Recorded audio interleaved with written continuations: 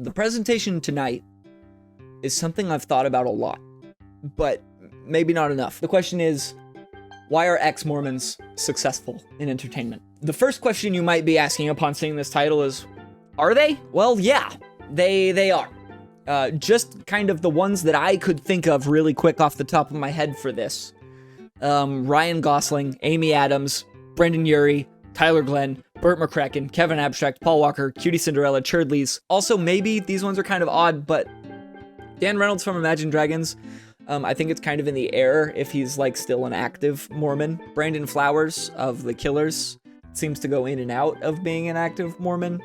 Christina Aguilera had Mormon parents, but it doesn't look like she ever went to church or anything once she got a little older, and that's the same case for Jewel. And I don't necessarily know if this is statistically significant.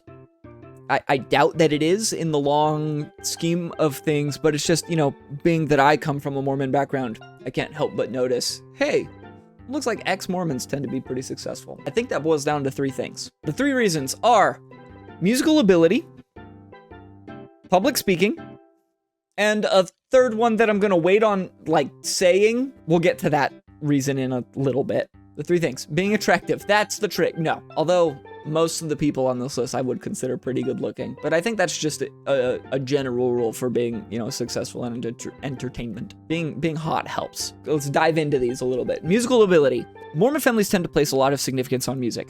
I know my family was very musical growing up.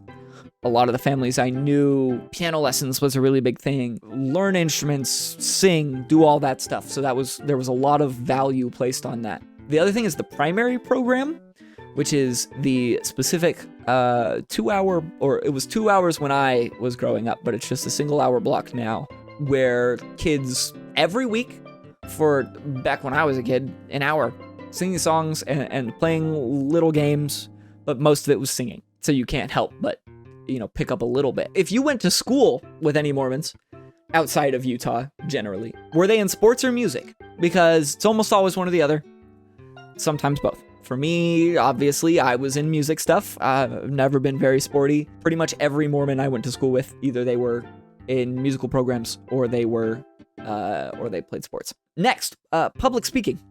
Once again, primary is a big part of this, that primary program, because they will have a few kids generally every week get up and say prayers in front of the group, or give like a little mini speech, bear their testimony, state the things that they believe in, read scriptures aloud in front of everyone. So you kind of have to learn early how to speak in front of people. Another thing that really contributes to this is the LDS meeting structure.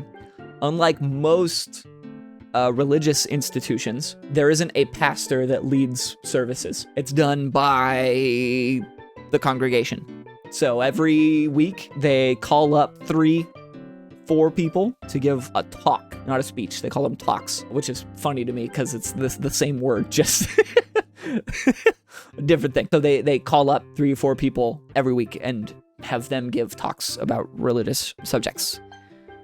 Generally, it's assigned. Every now and then they'll be like, oh, pick something. But they'll be like, hey, talk about this today, talk about this, so that meetings have a general theme. Sometimes even the teens actually are asked to do that, which, as a teenager who had to do that a few times, it was very, very nerve-wracking. I was not a fan of having to give talks in church, but you do it, and you develop really good skills because of it, because you have to. And the last thing is, of course, LDS missions, which I did. And that is talking to strangers all the time. It's essentially just a 2-year test in charisma. And if you don't develop at least a little bit by the end of it, well, then you're hopeless. But so I spent a lot of time literally accosting people on the street and being like, hey, you have time to talk about Jesus? Generally, the answer was no. It was what we did. We'd knock on doors. We talk to people on the street. Missions, it's called ringing doorbells, soliciting on people's private property, and being threatened to get shot. Well, I was in the Netherlands, so being threatened to get shot was not an issue because no one had a gun. The last point that was unnamed is self-importance. This is kind of a weird one Kids are taught from a young age that they can be like God. That's not always super well defined, and within the church, there's occasionally some disagreement on what exactly it means. But the general interpretation that I remember from growing up was like, well, theoretically, you could be God one day, or a God.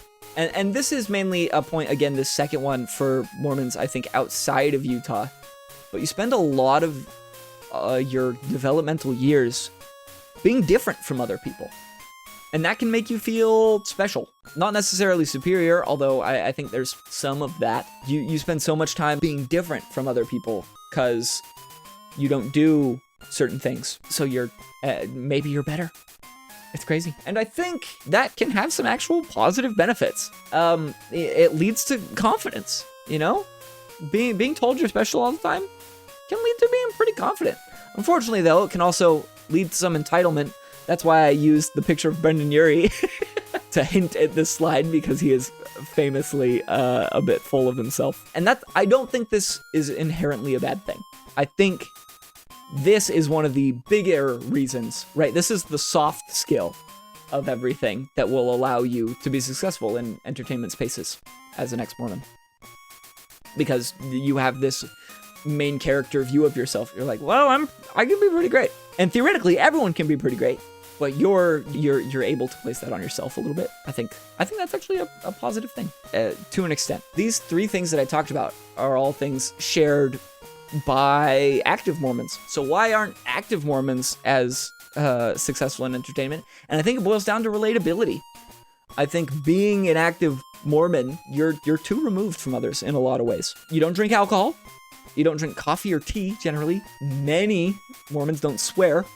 I think that's slowly changing a little bit as times change. Most Mormons won't work on Sundays. That was like a big thing that was taught when I was growing up, is like, hey, don't work Sundays. That's the Lord's Day. The last thing, and I don't know that this is, necessarily to the same extent as the other things, but, entertainment and the art, I think by some are seen as being heathen activities. Oh, you're an actor? You probably sin a lot. That is a young Billy right there. I had this thing on my mission where I would take pictures with cats. Yeah, that's me. That's me. Hang on, I'm hiding all of me so that you can, there we go. Look at that very young man. Did you say heck back then? Actually, I think in some ways I was a little bit infamous for swearing on the mission. I don't know. Mando, can you confirm or deny that? I didn't swear a ton on the mission, but I think I swore more than most others. The rest of us said fetch instead of fuck. Yeah, and I would be like, no, just say fuck. Where am I going with all of this? Why am I doing this little thing?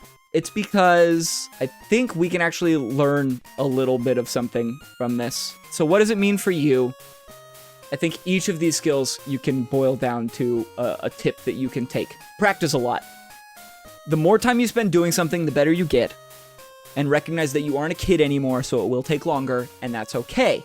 So if you want to be good at singing, if you want to be good at an instrument, if you want to be a good actor, if you want to be any of these things, if you want to do entertainment, really it extends beyond entertainment into so many things.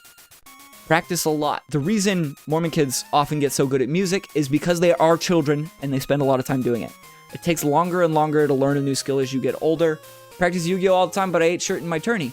Oh, here's the thing though. That's competitive, which means those other people are practicing all the time too, right? It's important to remember that for a lot of things, it's competitive. Have you put more time and effort into it than the other person?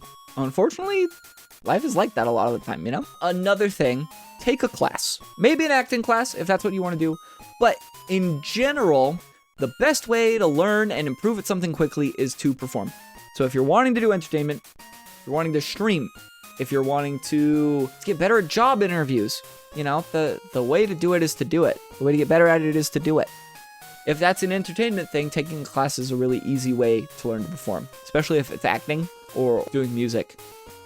Classes provide a really easy route towards performances, and I think that's a great way to go about it. I've been meaning to take some acting classes because I'd like to improve my skills. I'd like to get a little better at it. I think I'm decent. I spent a lot of time doing it, but I'd like to get more practice. Okay, learn confidence. It's really hard to learn to be confident. really hard. I struggle with it all the fucking time. But try to recognize your worth. Putting in the effort and go, hey, I want to learn to like myself a little bit. Just telling yourself today, hey, I'm going to try a little harder to like myself today. I'm going to try a little bit harder to find out what I do well. This should be called Get Good. Yeah, there you go. I love Get Good as a meme. I hate it as an actual sentiment because there are steps you can take to anything, right? And Get Good, I think, kind of, when it's said genuinely by people, I think they are, in a way, discrediting their own effort, you know? How did you beat Dark Souls? Get good, scrub. I put a lot of hours in. That's what it is. I practiced. I put time in. And that's, I guess, what they're saying with Get Good. But you can boil it down to the steps. And I think that's the trick. I did get good by dying over and over again. Exactly. Exactly. It took time. It took effort.